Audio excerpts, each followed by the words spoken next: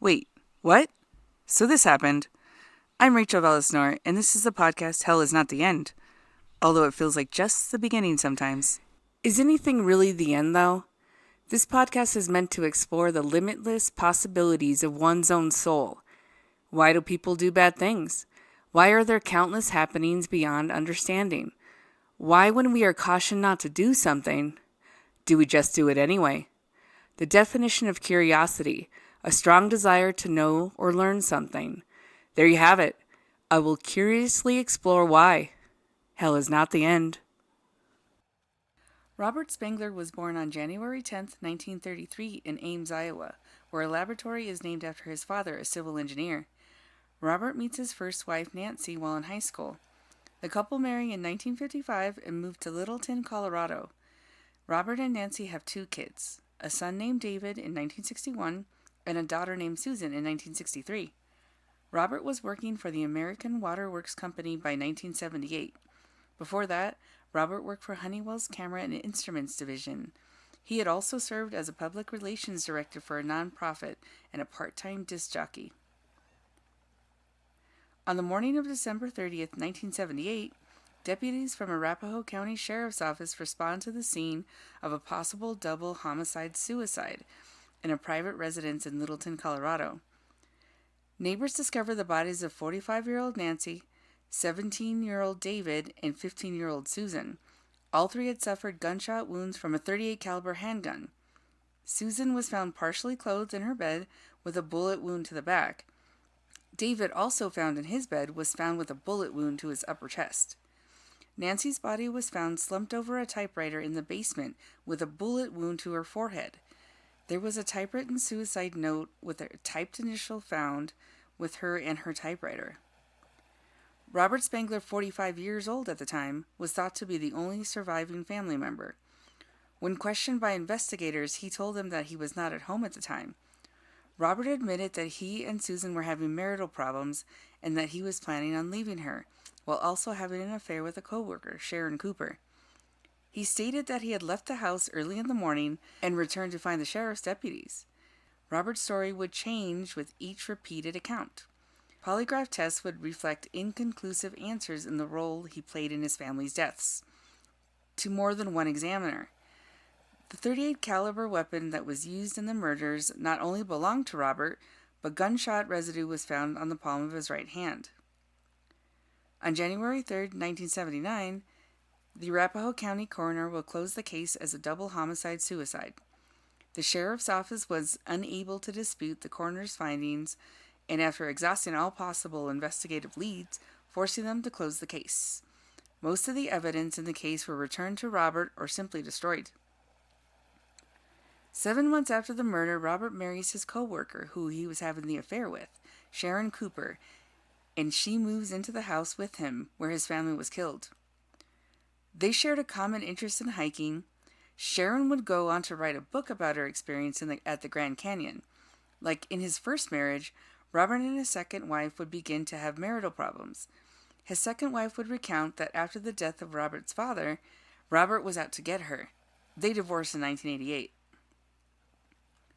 In August 1990, Robert marries for the third time, Donna Sunling, moving to Durango, Colorado. Donna was an aerobics instructor who had 5 grown children of her own, including several grandchildren from a previous marriage. Donna did not share a love of hiking like Robert and his previous wife Sharon did. Donna had a horrific fear of heights, and this supposedly led to marital problems. In April 1993, in the hopes of saving their marriage, they backpack in the Grand Canyon. On April 11th, 1993, Robert appears at a ranger station in the Grand Canyon, and as cool as a cucumber states that his wife had simply fallen to her death. He told rangers that they had stopped to take a picture. He turned away, turned back, and she was just gone. Donna's body was recovered about 160 feet below where Robert said he last saw her.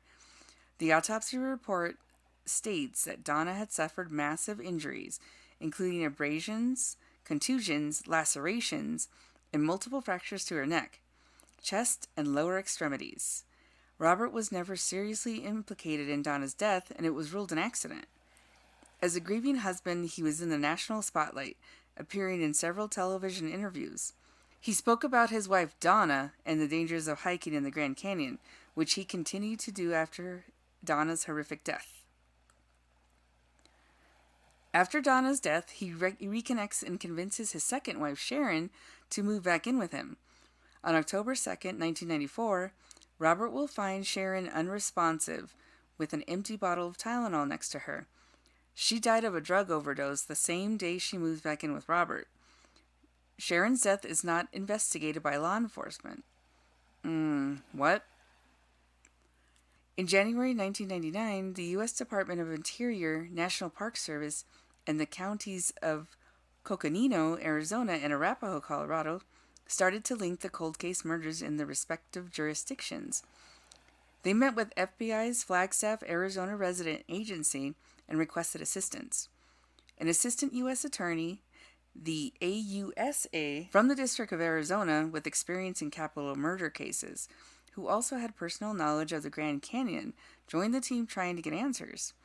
The AUSA was able to unite the cases under the umbrella of federal jurisdiction, as the insurance fraud murder and the FBI agent in Flagstaff, Arizona, contacted the Bureau's National Center for the Analysis of Violent Crimes, NCAVC.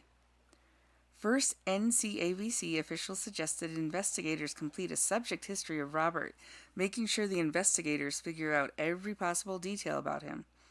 They also recommended that the NCAVC Behavioral Assessment Questionnaire when interviewing some of the people associated with Robert. An early investigation found that Robert was an educated, intelligent, and successful man. Robert had careers in human relations and public speaking with a charismatic presence.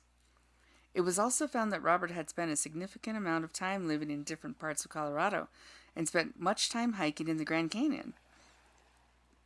One lead had sent an FBI agent to interview a woman living in Colorado who would contact authorities weeks after her initial interview. At the time she herself contacted the authorities, she showed them a letter given to her by Robert stating that he had terminal cancer. The investigative team, lacking in evidence, knew that they needed to get a confession from Robert. In Colorado, local law enforcement and FBI will support the investigators. Because any prosecution depends on the admissibility of a confession, the investigative team agreed to videotape the interview. Robert's terminal cancer creates speculation of mental competence. The investigators have a medical doctor analyze Robert's medical records, confirmed his condition, and advised them on his mental capacity. The investigators approach Robert at his home, and he agrees to do an interview at the local sheriff's office. The FBI agent and the Arapahoe County detective will initiate the actual interview with the assistant U.S. attorney monitoring the interview from another room. The agent from the National Park Service also observed the initial interview and did participate in day 2 of the interview process. The first day of questioning lasted about 4 hours. Investigators confront Robert about the 1978 murders of his first wife and his 2 children, the drug overdose of his second wife, and the murder of his third wife in the Grand Canyon. At the end of the questioning, Robert will tell the investigators, "Well, you're naming one too many, remember?" He left telling investigators he would let them know if he wanted to continue any type of interview. Robert contacts the FBI the next morning to let them know he wanted to continue with the interview. Luckily for all involved, the interview continued where it left off, despite an overnight break. During day 2 of questioning, Robert tells investigators how, while being married to his first wife, he falls in love with his soon-to-be second wife. He thought it best to shoot his wife and teenage children to death. He thought it best that the children be with her. He also admitted to smothering his teenage son with a pillow since the gunshot wound to his chest proved not to be fatal. He adamantly denies any involvement in the death of his second wife, clinging to the presumption that her death was due to an overdose. He refused to discuss anything about his third wife's death in the Grand Canyon because he wanted to avoid any potential lawsuit that might be brought on by his third wife's adult children. When investigators provoked his ego, telling him that he wasn't a real serial killer, that killing 3 people at one time didn't count, after this, Robert's ego gets the best of him, and he not only confesses, but brags how he pushed his third wife to her death. His trusting wife is pushed backwards while staring at her husband in the face as she plummets 160 feet to her death. Enter the Conspiracy Corner.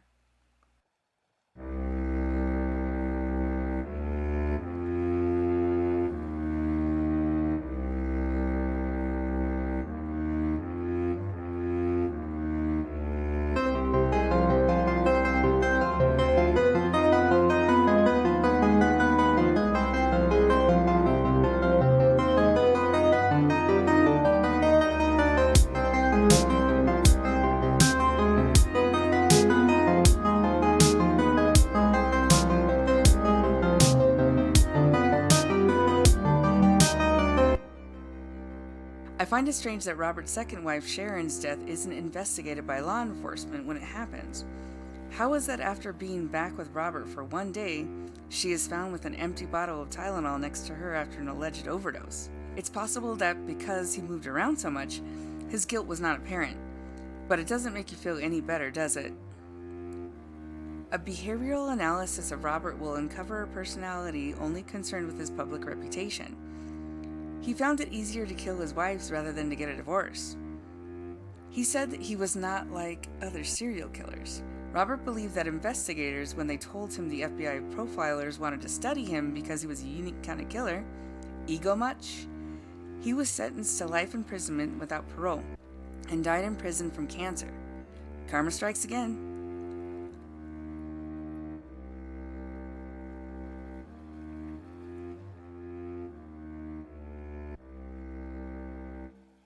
My hope is that no one has to live in fear, ever. As always, I will never give up and read the science. Special thanks to all the reading materials I could get my hands on, internet mostly. Thanks to wikipedia.org. Thanks so much for listening. I am Rachel Velis, and this is the podcast, Hell is Not the End.